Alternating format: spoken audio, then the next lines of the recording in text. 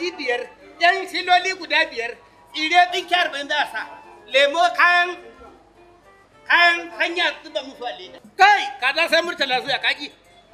Ka samu tsire na gaya mafa. Tsinke 40 za ka sa tsuran tsire tsinke 40. Kunga, da mu tsaya muna ɓata kan mu lokaci. Muna wannan tara-tara. Kuma mu tambaye su ba mu amsa. Akan me yasa suka shigo cikin gidanmu da fuska biyu?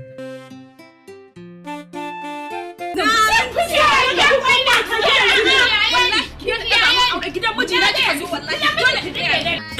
Wani da ku. Gare. Malo.